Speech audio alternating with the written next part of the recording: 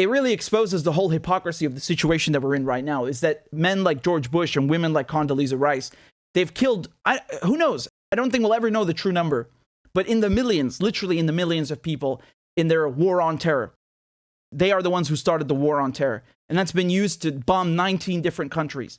Because it doesn't say, if you read the AUMF, the authorization for the use of military force that was passed in the days after 9/11, and they're still using to this day, it doesn't say we're going after Al-Qaeda or the Taliban or Afghanistan. It doesn't say any of that. It just vaguely specifies those who, attacked our country and aided and abetted them. So all they have to do is say, well, we think you're Al-Qaeda and we're going to kill you. We think that country might have Al-Qaeda. We're going to go bomb it. And this is how it keeps going. And it's still in use to this day. No president will ever repeal that because it's a cash cow. It's America's blank check to make, unlimited sums of money for their arms dealers.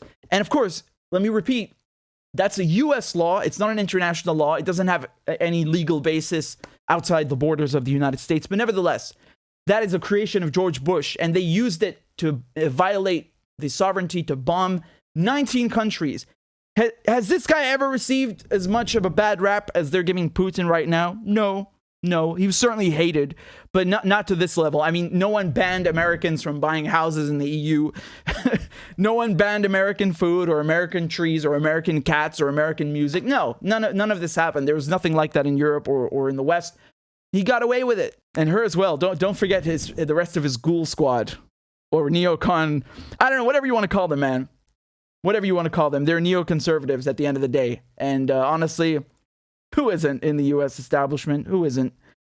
But it says a lot when you have people like that being normalized, rehabilitated, right? So Colin Powell, the Democrats invited Colin Powell to the Democratic National Convention in 2020. They invited that war criminal who went to the UN and lied about Iraqi weapons of mass destruction. He's giving the speech at the UN Security Council in New York, and he holds up this vial of powder. It's just powder, and no one knows what's in there. Is it baby formula? Is it washing detergent? Whatever. And he's like, this is evidence. This is the evidence of what Iraq can produce. And he gives this ridiculous presentation with cartoon. I'm not even kidding. I wish I were kidding. He gives this presentation with 3D modeled trucks. Like, this is his proof. I'm not even kidding. They killed 1 million people in Iraq over this joke, these cartoons. And it was all lies. It was all fake. And that was under Bush. And they have the stones now to talk about, it's a brutal invasion. And insufferable, truly insufferable. This is the twilight zone that we're in, is that if you invade countries and you bomb countries and you kill 1 million people, but you do it as the British and the Americans, it's okay. You're a liberator, right?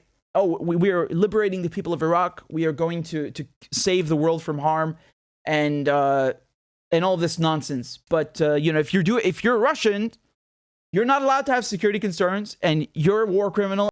It's very clear cut, right? I wish they had this clarity for people like Bush. He's still alive. You can still prosecute him. You think they're going to do that? This is why Bush specifically refused to join the ICC, right? And every president since, because they're all guilty of war crimes. And that's why the UK also refused to ratify the crime of aggression under the ICC. These are the people who are leading the West. They are war criminals, and they get away with the same things that they accuse Putin of. The same things, if not worse. I think by any metric, by any standard, you could certainly argue that what the Bush administration did is 1 million times worse than what Putin is doing, what Russia's doing. Now, if you want to say, well, it's about the principle, okay, fine. So it's the principle. Where's the war criminal tribunal for him? You can't win with them. Right? You can't win with the current climate that we're in. And even when Bush was hated and really despised in the mainstream, they still wouldn't do nothing.